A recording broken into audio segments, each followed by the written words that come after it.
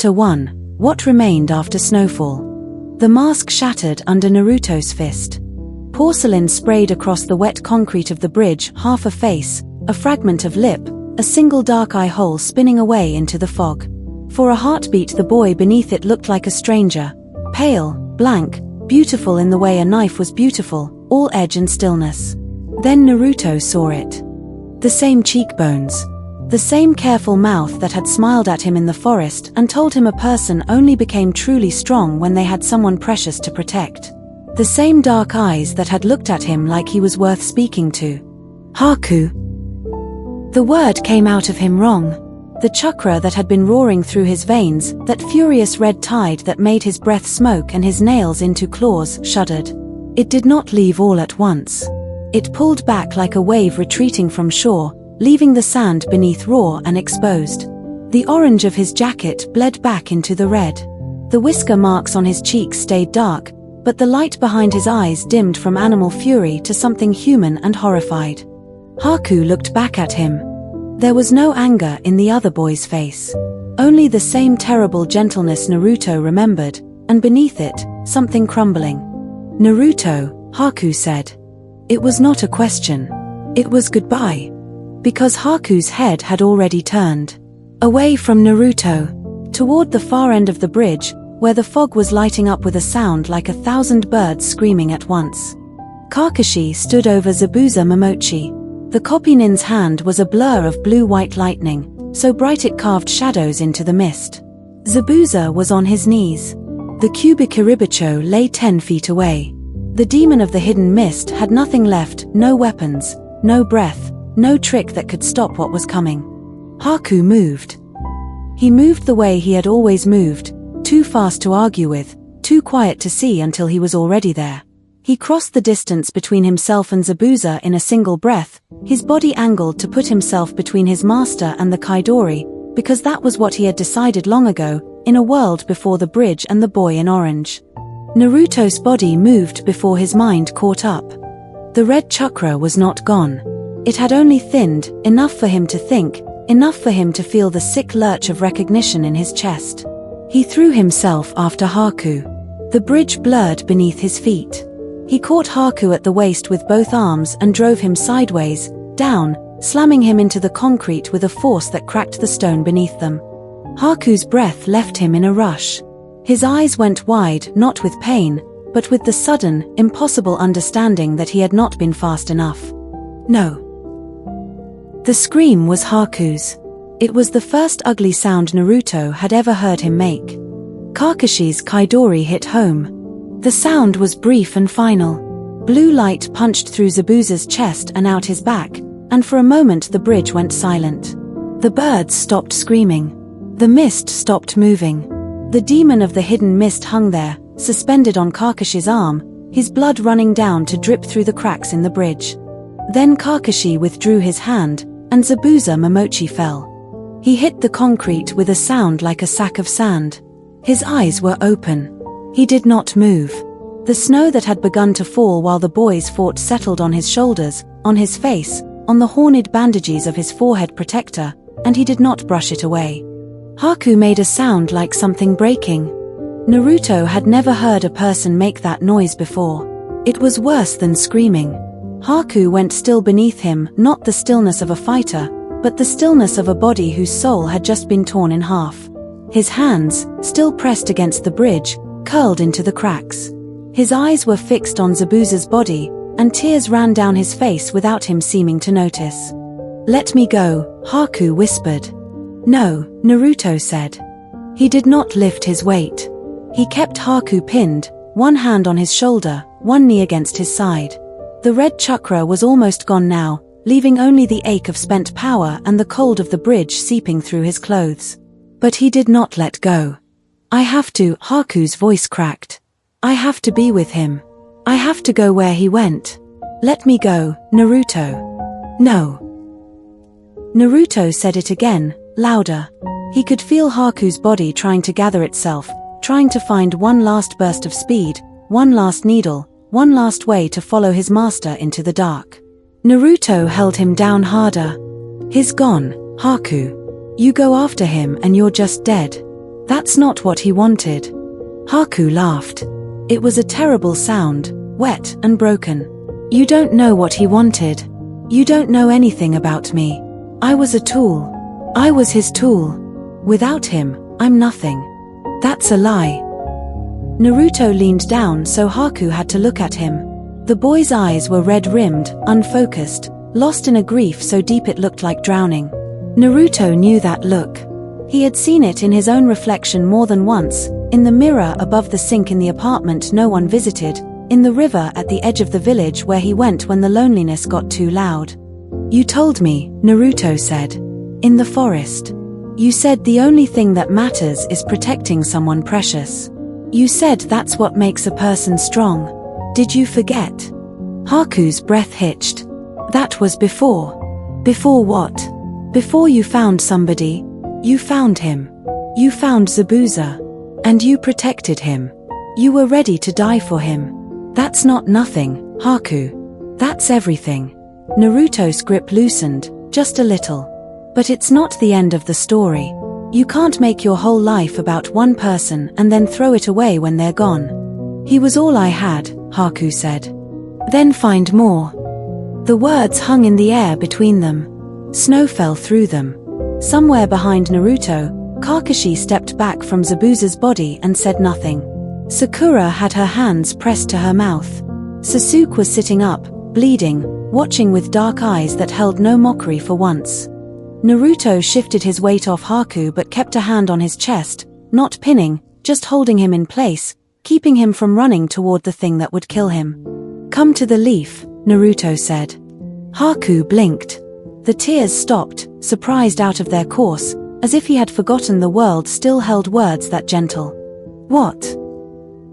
Come to Konoha. With me. With us.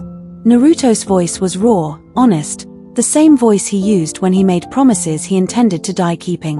The red chakra was gone from him now, but the warmth remained, something human and stubborn, burning in the snow. The hidden mist doesn't want you. They never did. Zabuza used you, yeah, but he also kept you. He gave you a reason to exist. I get it. I know what it's like to have nobody and then have one person and think that's the whole world. But it's not. There are more people than that. There are people who'll want you for you, not for what you can do for them. Haku stared up at him. I tried to kill your teammate. I tried to kill you. And you didn't, Naruto said. You pulled every punch. I know because I'm still alive. Sasuke's still alive. You could have killed us both a dozen times and you chose not to. That's not a monster, Haku. That's a person. Haku turned his face away. His throat worked. Zabuza was. He was not a good man. But he saved me. He found me in a village that would have let me starve, and he told me I could be useful. He told me I could be strong. He was the first person who ever looked at me and saw something other than trash. Then honor him, Naruto said. But don't die for him. He wouldn't want his last tool to break itself on his grave. He'd want it to keep cutting. Something flickered across Haku's face. Pain. Then something else, fragile, unfamiliar, almost like hope. You don't understand, Haku whispered. I don't know how to be anything else. I don't know how to be free. Naruto smiled. It was not a happy smile, but it was real. Then I'll teach you. I'm not good at much, but I'm real good at not giving up. And I'm real good at making people part of my team whether they like it or not. He held out his hand. Haku looked at it for a long time. The snow gathered on his eyelashes. His fingers were cold and bloody and trembling. He looked past Naruto once more to Zabuza's body, lying still in the widening circle of red on the concrete, and something in his chest finally let go. Not forgotten. Not forgiven, exactly. Just released. He reached out. No. The word cut through the snow like a blade. Kakashi stepped forward, his visible eye narrowed, his voice carrying the flat, final weight of a man who had buried too many comrades to trust easily. Naruto. Step away from him. Naruto froze. Haku flinched, his hand jerking back, all the fragile hope crumbling from his face like ash. Kakashi-sensei, Naruto said, turning. What? You're asking me to bring an enemy shinobi back to Konoha? An assassin from the hidden mist? A tool of Zabuza Momochi, the man who just tried to kill our client and destroy this village. Kakashi's voice didn't rise, but it hardened with every word. Do you understand what you're saying? Do you understand what the village would do to him? What the council would say? They'd call him a spy. They'd call him a prisoner. And they'd be right, Naruto. He's not some orphan you found in the street. He's killed people. Maybe not us, but others. He didn't want to. Naruto shot back, stepping between Kakashi and Haku. He never wanted to. Zabuza made him. Zabuza gave him orders, Kakashi said. Haku followed them. That's what shinobi do. That's what I do, what you'll do someday. The will of a village, the will of a commander, it's not always clean, Naruto. It's not always kind. But you don't get to decide which enemies are forgiven because they have sad eyes. Haku's shoulders curled inward. He looked smaller than he had on the battlefield, as if Kakashi's words had stripped away something vital. Naruto saw it, saw him shrinking, and something hot and furious lit up behind his ribs. You don't get to decide either, Naruto said, his voice low and trembling. You're not the Hokage. You're not God. You're my teacher, and I respect you, but you don't get to stand there and tell me who's worth saving and who isn't. Not when you don't know anything about him. I know enough. You don't know what it's like to be him, Naruto shouted, the words tearing out of him. The snow seemed to still around them. You don't know what it's like to have a whole village look at you like you're a monster before you even open your mouth. You don't know what it's like to be so alone that you'd rather die for someone who uses you than live one more day by yourself. You don't know. Naruto's voice broke. He took a shaky breath, tears burning in his eyes, and he looked down at Haku, who was watching him with an expression like a man witnessing something sacred and terrifying. I know, Naruto said, quieter now. I know what it's like. I am what it's like. The only difference between me and Haku is that the third Hokage looked at me and decided I was worth keeping. Somebody gave me a chance. Somebody let me be more than the thing inside me. If nobody had done that, I'd be worse than Haku. I'd be the monster they all said I was. Kakashi's jaw tightened. He looked away, toward the river, toward the fog, toward something Naruto couldn't see. Naruto, he said, and there was less steel in it now, the village won't see him the way you do. They'll see a mist nin. They'll see a weapon. They'll be afraid. Then let them be afraid, Naruto said. I'll stand in front of him. I'll stand in front of him every day until they see what I see. You're 12. And you're wrong. Kakashi's visible eye widened slightly. For a long moment, neither of them moved. The wind blew snow between them like a curtain. Somewhere, a bird called out over the water, bewildered by the silence. Then Kakashi sighed. It was a heavy sound, full of old wars and older regrets. I should leave you here, he said. I should bind him, report him to the mist, and take you home before you convince me to adopt every stray enemy in the elemental nations. Naruto's hands clenched into fists. Sensei. But, Kakashi interrupted, raising one gloved hand, you're right about one thing. I'm not the Hokage. And this is bigger than what I want. Bigger than what the village will want, at first. He turned his gaze to Haku, who had gone very still, as if afraid any movement would shatter the moment. The third Hokage is a kind man. Kinder than this world deserves. He listens to people before he judges them. And you? Kakashi's eye narrowed, this time with something almost like consideration. You possess a rare Kekkei Genkai. Ice release. The kind of bloodline ability that doesn't appear in every generation. Konoha has seen enough war to know that bloodlines are valuable, but more than that, the old man has a soft spot for lost children. He took in an orphan with a demon sealed inside him. He'll at least hear out an orphan with ice in his veins. Haku stared at him, not daring to breathe. You would take me to Konoha? To your Hokage? I'll take you, Kakashi said, his voice rough. But I won't lie to you, Haku. The village will not welcome you. The council will argue for your imprisonment. Some will want you executed. I can't promise you freedom. I can't promise you kindness. The only thing I can promise is that you'll be alive when the sun goes down, and that the third Hokage will decide what happens next. Not me. Not Naruto. Him. Naruto wanted to argue more, wanted to shout that Haku would be free, that Konoha would love him, that everything would be fine. But he looked at Kakashi's face and saw the truth there, the tired honesty of a man who had seen too many good intentions turn to blood. He looked back at Haku. Come with us, Naruto said, softer than before. Please. I know it's scary. I know it's not perfect. But, you'll be alive. And you'll be you. Not his tool. Not the hidden mist's weapon. Just Haku. Haku's lips parted. No sound came out. His eyes moved from Naruto to Kakashi, to Zabuza's body, to the sky, and back to Naruto's outstretched hand. The world seemed to hold its breath. Then, slowly, Haku reached out. His fingers were cold and bloody and trembling, but they closed around Naruto's with a grip that was almost desperate. Naruto pulled him up. Haku's knees buckled, and Naruto caught him, held him upright, his arms wrapped around the boy who had tried to kill him only an hour before. I don't know how to be free, Haku whispered against Naruto's shoulder. Naruto held him tighter. You will. I'll teach you. We'll teach each other. Kakashi watched them for a long moment, his expression unreadable. Then he turned away and crouched beside Zabuza's body. He lifted the demon of the hidden mist with more care than a man was owed by his enemies, carrying him to the edge of the bridge and laying him down where the snow could cover him without washing him into the river. Haku made no move to follow. He stood beside Naruto, shaking, his hand still clenched in Naruto's jacket, and watched the fog swallow his master one last time.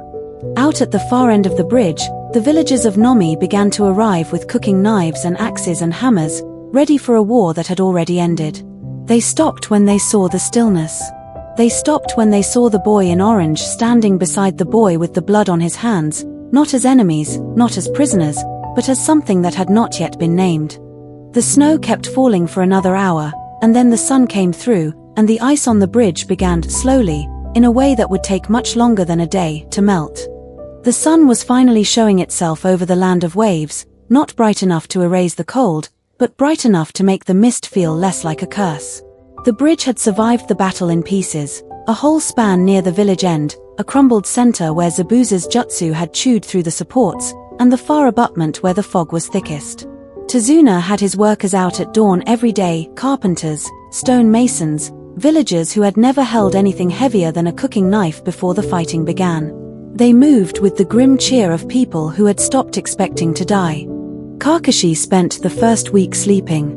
It was not dignified, not the way a jonin was supposed to recover. He would wake for meals, for bandage changes, for Haku's quiet requests for clean water or salve, and then his single visible eye would slide shut again as if his body had decided consciousness was a luxury it could no longer afford. Naruto thought at first it was the Sharingan, that Kakashi had pushed it too far, the way he had at the academy, the way he always did. But Sakura, reading between the lines of the old man's herb notes, explained it differently. His body wasn't just fighting, she said, sitting cross-legged on the porch while Sasuke sharpened a kunai across from her. It was rebuilding everything. The lightning chakra burned his own channels. He's been running on fumes for years, and this is the first time he's let them run out. Naruto looked at the closed door. Will he be okay? He's too stubborn to die, Sasuke said, not looking up. Sakura asked me, Naruto muttered. Sakura smiled, small and tired. He'll be fine. He just needs time. We all do. Haku needed more than time. The first night after the battle, he had refused to sleep in the same room as Zabuza's body. Naruto had expected grief, tears, denial, the kind of brokenness that needed holding. Instead, Haku had sat by the window in the spare room Tazuna offered, staring at the bridge with dry eyes and bloodless hands, and said nothing. Naruto stayed with him. He did not try to fill the silence. He remembered what it had been like to lose something that had made the world make sense, even when that thing had not been kind. On the second night, Haku spoke. He used to call me his tool, he said, voice barely above a whisper. And I was grateful. I thought it meant I had worth. Naruto, half asleep on the floor with his head against the wall, opened one eye. My village called me a monster. Same thing, different word. Didn't mean they were right. Haku looked at him then, really looked, and something fragile moved behind his eyes. You believe that? I believe I'm gonna be Hokage one day, Naruto said, closing his eye again. Believing the rest of it is easy compared to that. Haku did not answer. But he did not stare out the window again that night. He lay down on the futon and, eventually, slept. The wounds were slower. Haku had taken Zabuza's full weight when he threw himself into the path of Kakashi's Chidori, and even though Naruto had stopped the blow from killing him, the impact had cracked ribs and bruised organs deep enough that Haku's breath came shallow for days. He healed with quiet efficiency, never complaining, never asking for help. It took Naruto cornering him with a bucket of warm water and a firm look to get him to accept assistance with changing the bandages he could not reach. You don't have to be a weapon anymore, she told him, pressing a cool cloth to the bruising along his side. You can just be a person. People let other people help. Haku's mouth trembled. I do not know how. Then I'll teach you, Naruto said. By the 5th day, Kakashi was awake enough to teach. Water walking came after tree walking, the logical next step in chakra control, and Team 7 took to it with the kind of competitive ferocity that only 3 exhausted genin could manage. Tazuna's grandson Inari watched from the pier the first morning, arms crossed, face suspicious. He had seen the ninja fight. He had seen the blood. He did not trust that they were still alive for any reason except luck. Sakura was the first to stand on the water. It happened without fanfare. She stepped onto the river, pale brow furrowed, chakra pooling at her feet in careful, measured bursts, and then she was standing. Not sinking. Not wobbling. Standing on the surface of the water as if it were a floor, and her expression went from concentration to pure, startled joy. Sakura-chan, Naruto shouted from the bank, where he had just fallen in for the 3rd time. You did it. She beamed, and for a moment the strain of the mission lifted off her face. It's about balance. You can't force the water to hold you, you have to let it push back. Sasuke snorted from where he was ankle deep and failing. Easy for you to say. Because I'm doing it, Sakura said, and did a careful spin. Naruto got it on the 6th try. Sasuke on the 8th. They stood there in the morning light, soaked and grinning like idiots, while Kakashi watched from a chair on the porch with a book open in his lap and his visible eye curved in a smile. Good, he said. Now do it while throwing a kunai. What? By the 2nd week, Haku was strong enough to join them. He came down to the water on the morning the wind had finally lost its edge, wrapped in an old coat Tazuna's wife had found, his long dark hair tied back with a strip of cloth. The village children watched him from behind barrels, still half afraid of the pretty boy who had tried to kill their bridge builder. Naruto waved him over. Come on, I'll show you. Haku hesitated. I already know water walking. Then show me how you do it, Naruto said. I bet mine's cooler. Haku smiled, the first real smile Naruto had seen from him, small and surprised and shy. He stepped onto the river, and the water did not even dimple beneath him. His chakra was so controlled, so smooth, that the surface looked like glass. He moved across it in a slow circle, mist curling around his ankles, and for a moment Naruto saw what he must have been before Zabuza, a boy with a gift, beautiful and unafraid. You're not even trying, Naruto accused, splashing out to him. I had a teacher who believed in repetition, Haku said. Figures. They practiced together after that. Haku taught Sakura finer control, the way to read the current through the soles of her feet. Naruto showed Haku how to run, how to leap, how to make the water throw you forward instead of holding you still. Sasuke, predictably, refused to be taught by a former enemy until Haku silently demonstrated a mid-water spin that Sasuke could not replicate, and then Sasuke spent the next afternoon trying to copy it without asking for help. Kakashi watched all of it. He said less than usual. He was healing, but healing for him looked like stillness, long hours reading, even longer hours sitting on the porch with his face turned toward the bridge, watching the workers rebuild what had been broken. Naruto caught him studying Haku sometimes, the way a teacher might study a student who had wandered into the wrong classroom, or a shinobi might study a weapon left unattended. One evening, after the others had gone inside, Naruto found Kakashi alone by the water. "Sensei." Kakashi did not look up. "You want to know if I've changed my mind?" "You're still mad," Naruto said. It wasn't a question. "I'm not mad, Naruto." Kakashi's voice was quiet, almost gentle. "I'm scared. There's a difference." Naruto sat on the bank beside him, close enough that their shoulders almost touched. "Haku's not gonna hurt us." "He's not.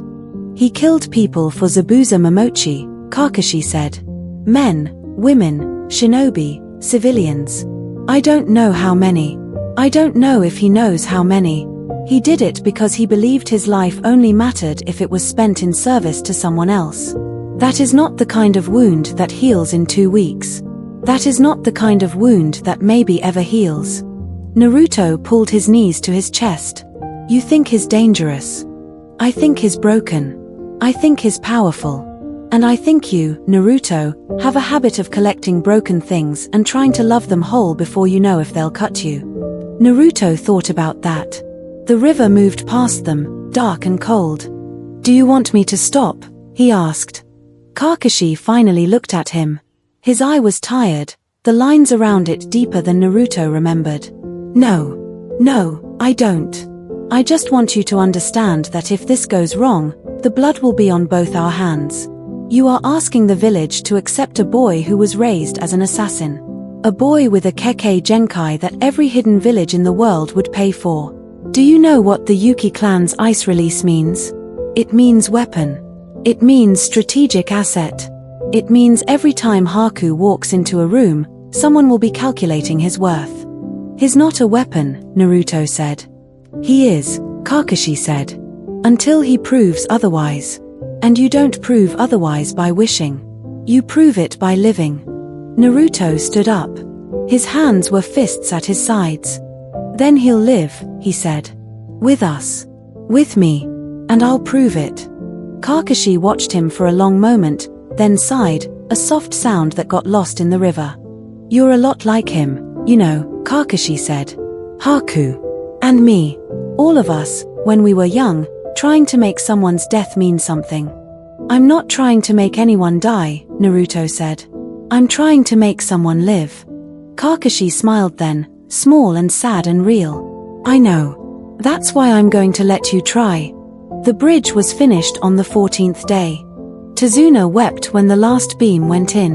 Inari, standing beside him, did not cry, but his jaw trembled with the effort of holding it back. The villagers came out with rice balls and tea and fish stewed with the last of the winter root vegetables, and for a few hours the bridge was not a place of killing but a place of celebration. They called it the Great Naruto Bridge, and Naruto turned the color of a tomato while Sakura laughed and Sasuke muttered something about it being embarrassing. Haku stood at the edge of the crowd, uncertain, until Tazuna found him and pressed a cup of tea into his hands. "You saved the bridge too," the old man said. "You saved my grandson, once. I don't forget debts." Haku stared at the cup. "I am not sure anyone owes me anything." "Maybe not," Tazuna said. "But you're here. That's enough for today." Kakashi announced that night they would leave in the morning. Team 7 packed their gear with the kind of efficiency that came from knowing they were going home. Haku had nothing to pack but the spare clothes the villagers had given him, and he folded them with the care of someone who had never owned things before. Naruto found him sitting on the porch after everyone else had gone to sleep. Nervous. Haku's hands stilled. "I am going to a village I once tried to keep from receiving help. I am going to be surrounded by people who have every reason to hate me. And I am going to ask them to let me stay." "Yeah," Naruto said, sitting beside him. "That sounds scary. What if they refuse?" "Then I'll refuse to leave," Naruto said. "I'll camp outside the Hokage's office until he says yes. I'm really good at being annoying." Haku laughed, a soft sound, and it was strange, because it sounded like hope. The journey back to the Land of Fire took 3 days. Kakashi set a careful pace, still mindful of Haku's healing ribs and his own lingering fatigue. They avoided the main roads where possible, moving through forest and along riverbanks, keeping Haku's presence hidden from anyone who might report a missed nin traveling with a leaf team. Haku was quiet most of the way, but he moved with the group easily, without the stiffness of an enemy, and by the second night he was sharing the watch with Sasuke without either of them exchanging more than 10 words. Konoha rose out of the trees on the third afternoon like a dream. Naruto ran the last mile. He couldn't help it.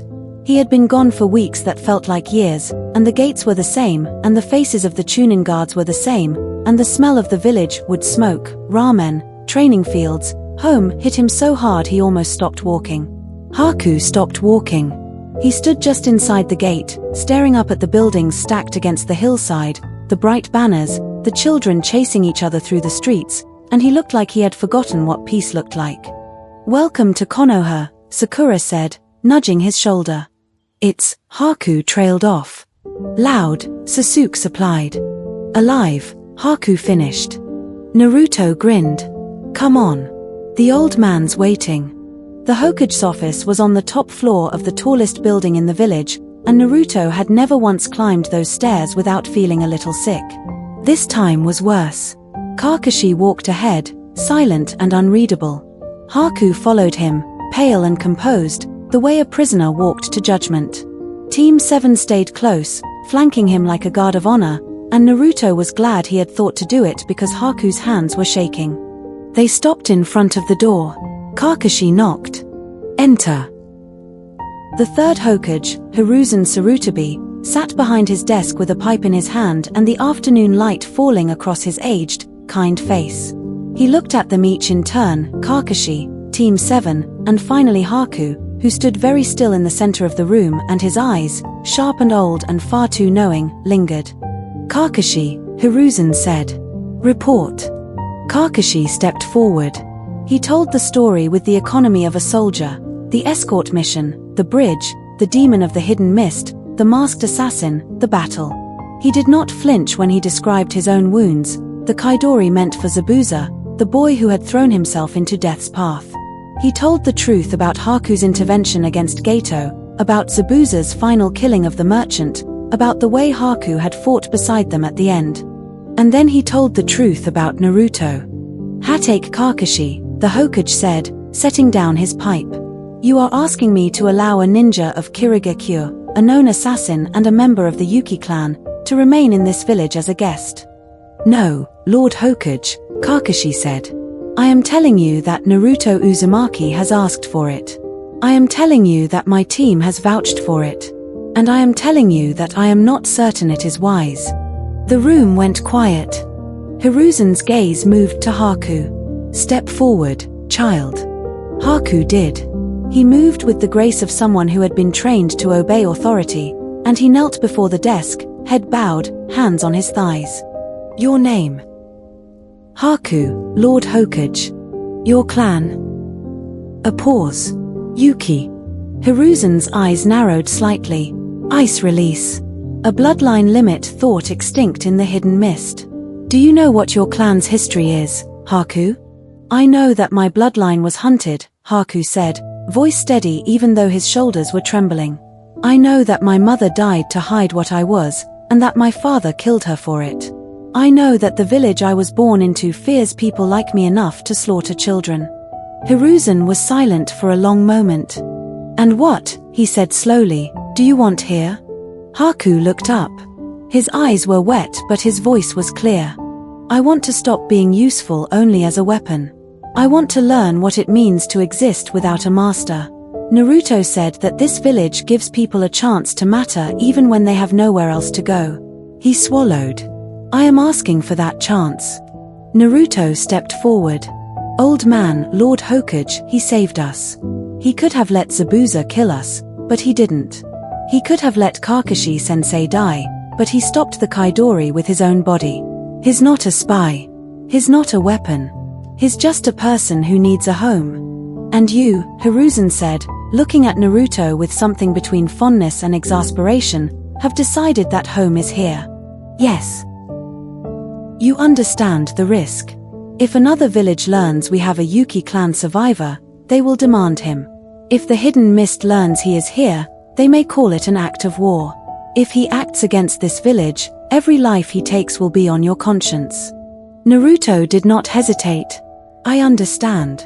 Hiruzen leaned back in his chair. He looked at Kakashi. You said you are not certain it is wise. No, Kakashi said. I am not. But I have also seen him choose Naruto's life over Zabuza's orders. I have seen him protect the bridge workers when he could have fled. And I have seen my student fight for him with everything he had. If I do not trust Haku, I should trust Naruto. Hiruzen was quiet for a long time. The pipe smoke curled toward the ceiling. Outside, the village went about its day, unaware that a boy's future was being decided in a room full of dust and old books. The Yuki clan, the Hokage said at last, was a bloodline of great value.